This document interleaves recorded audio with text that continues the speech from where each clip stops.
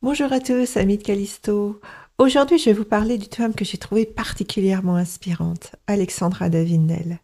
Alexandra David-Néel, née en 1868 à Saint-Mandé en France, et c'est une figure hors du commun dont la vie est marquée par une soif insatiable de savoir et de liberté.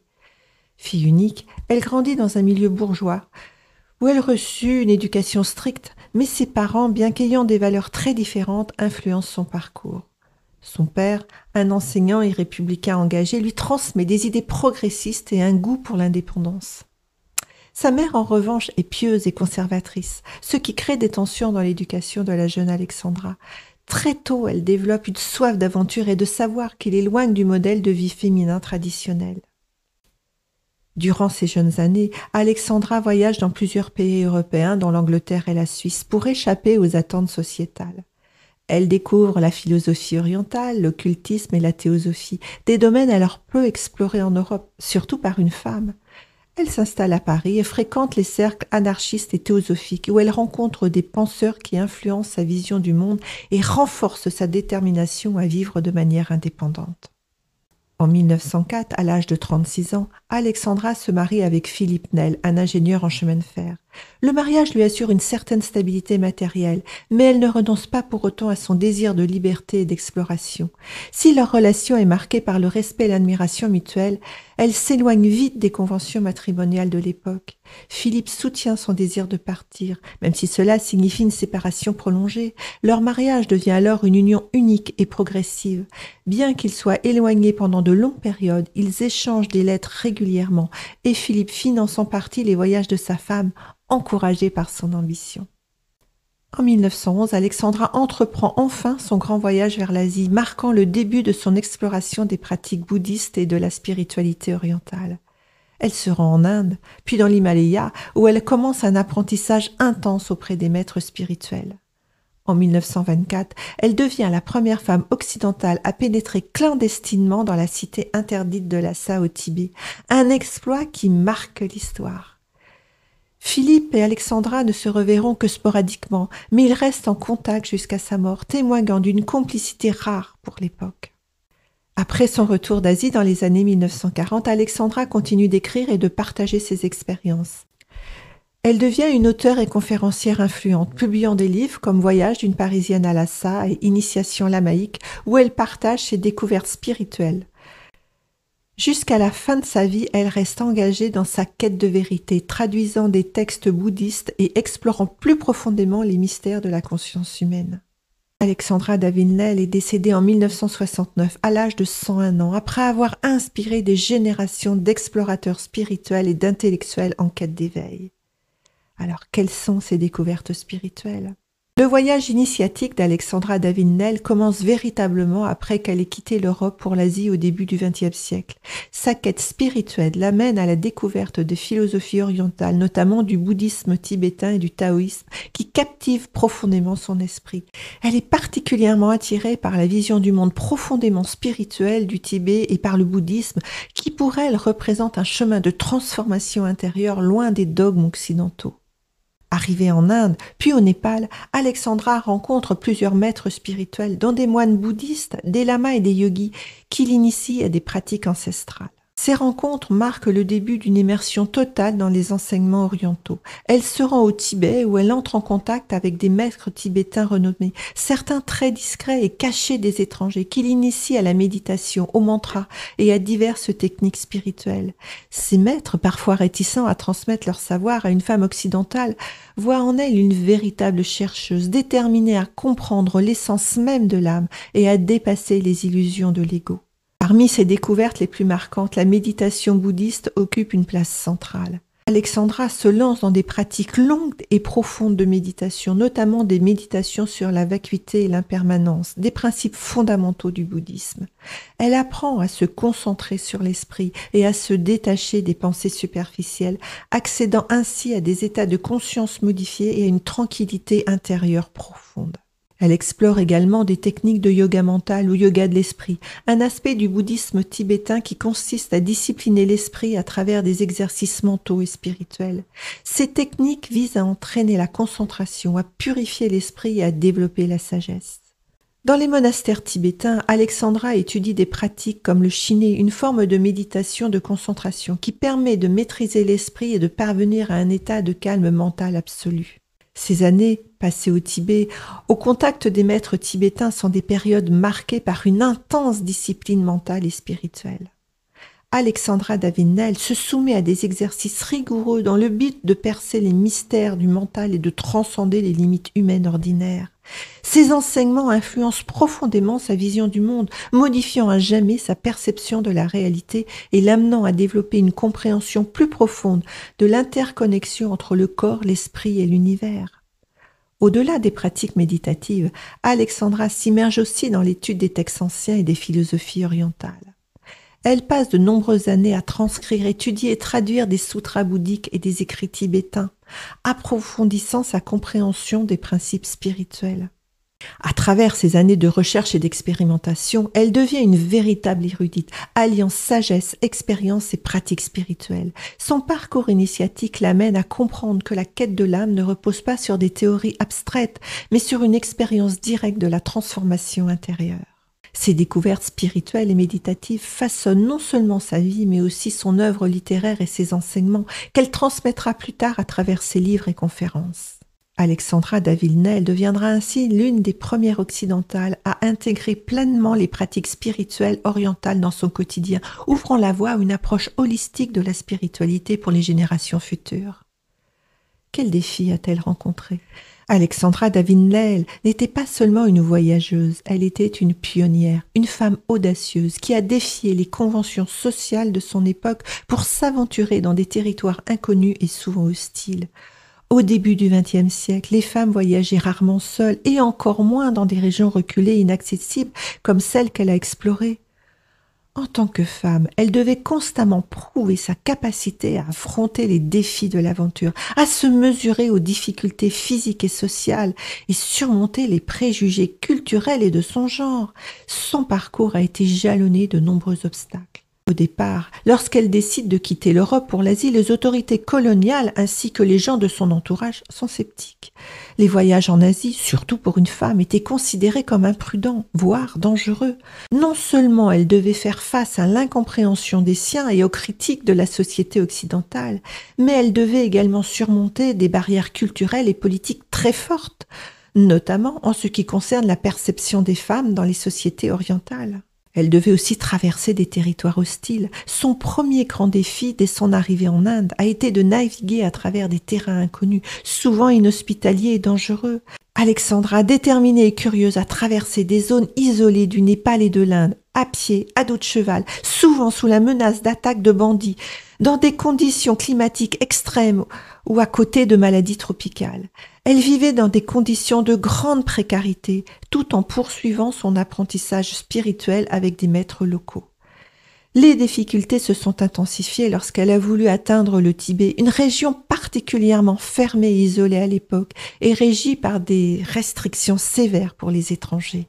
L'un des plus grands défis de sa vie d'aventurière a été le fait qu'à cette époque, l'accès au Tibet était strictement contrôlé par le gouvernement tibétain qui interdisait l'entrée des étrangers, particulièrement ceux d'origine occidentale.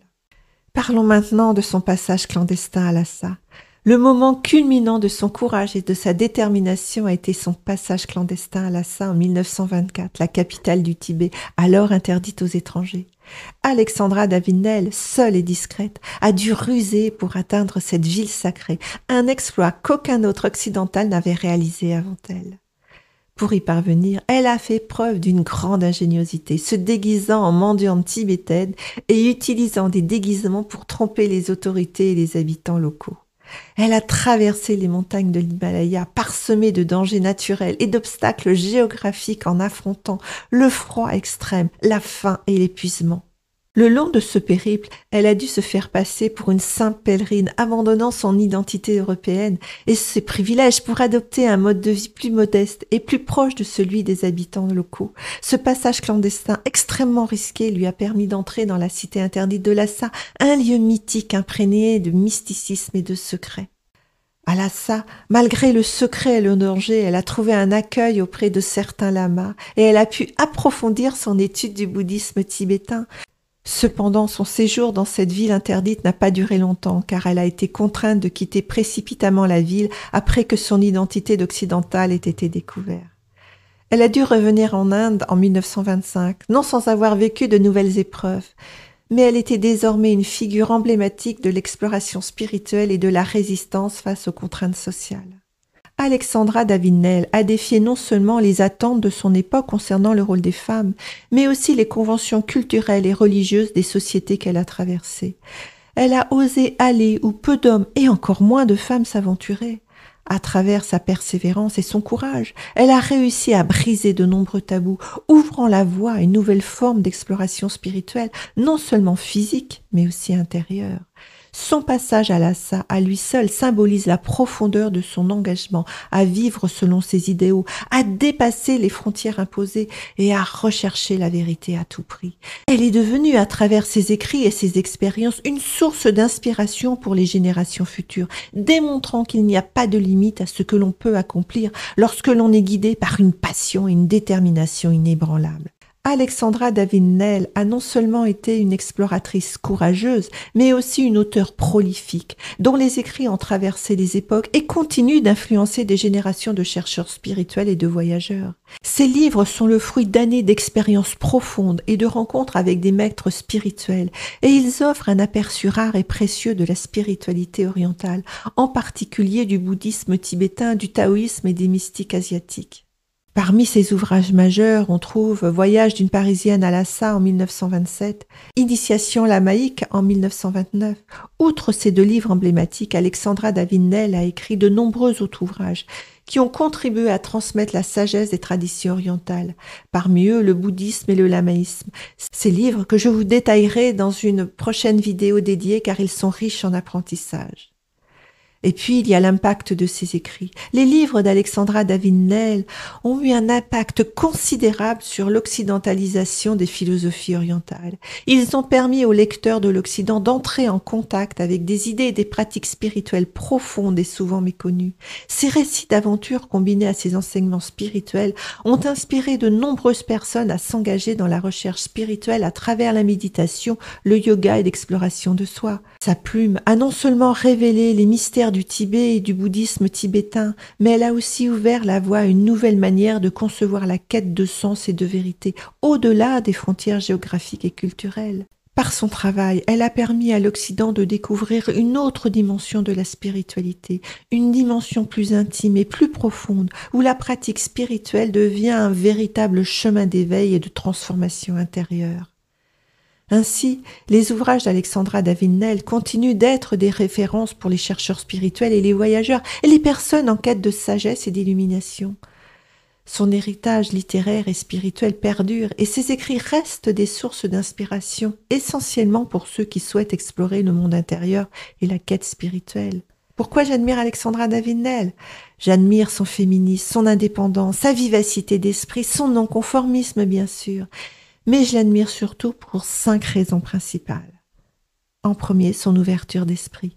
Elle a non seulement exploré des territoires géographiques inaccessibles, mais elle a aussi embrassé des philosophies et des croyances totalement différentes de celles de son époque. Son immersion dans des philosophies orientales, en particulier le bouddhisme tibétain, le taoïsme et le yoga, témoignent de son désir de comprendre le monde dans sa diversité et de ne pas se limiter aux paradigmes occidentaux. Elle a appris à regarder au-delà des frontières culturelles et religieuses pour comprendre des vérités universelles que l'on retrouve dans diverses traditions spirituelles.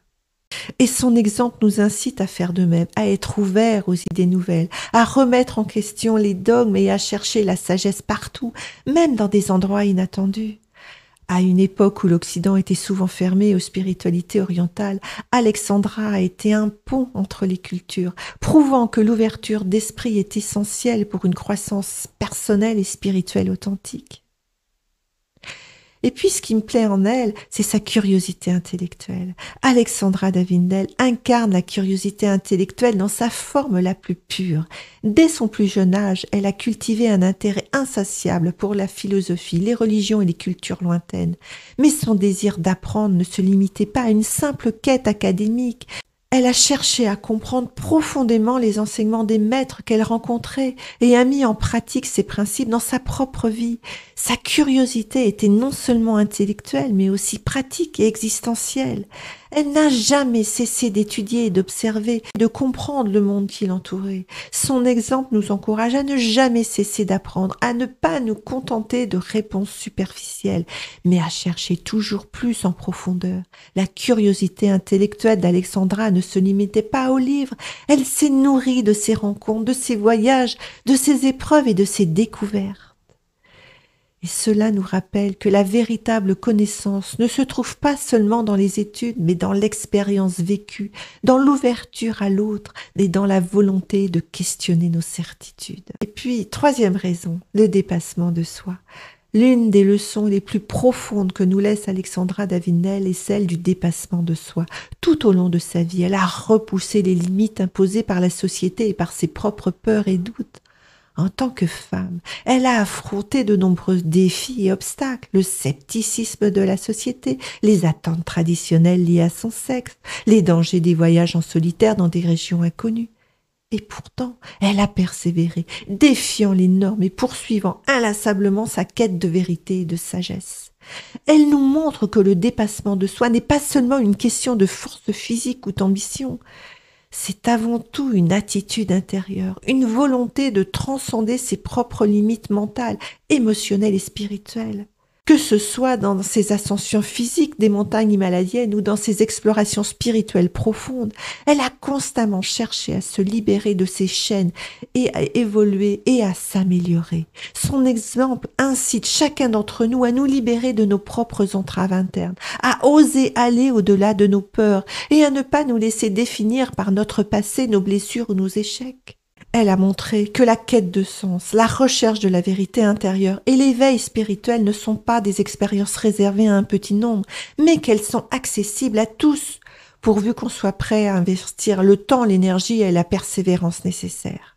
Quatrième point, la quête spirituelle. La dimension spirituelle de son œuvre et de son parcours reste au cœur de son héritage.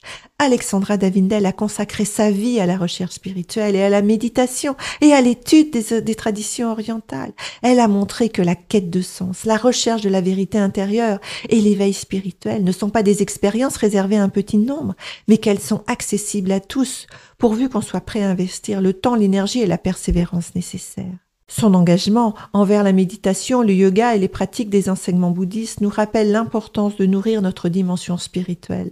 Dans un monde moderne, souvent tourné vers le matérialisme et la superficialité, elle nous invite à prendre le temps de nous recentrer, à cultiver la paix intérieure et à développer une compréhension plus profonde de notre propre nature et de celle du monde.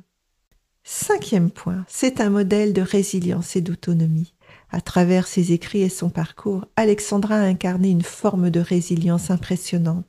Elle a traversé des épreuves de toutes sortes, conditions de voyage extrêmes, maladies, isolement et parfois même rejet de la part des communautés qu'elle côtoyait. Pourtant, elle n'a jamais abandonné ses idéaux. Elle a appris à faire face aux épreuves avec calme et détermination, puisant dans ses ressources intérieures et dans sa profonde foi en la nécessité de son voyage. Son exemple nous enseigne la force de la résilience, la capacité à se relever face à l'adversité et à continuer à avancer malgré les obstacles. Elle a aussi montré que l'autonomie dans la pensée, dans l'action et dans la quête spirituelle est essentielle pour trouver sa voie et vivre selon ses propres principes. En conclusion, l'héritage d'Alexandra Davinel est celui d'une femme audacieuse qui a ouvert des portes et brisé des barrières, non seulement géographiques, mais aussi spirituelles et culturelles.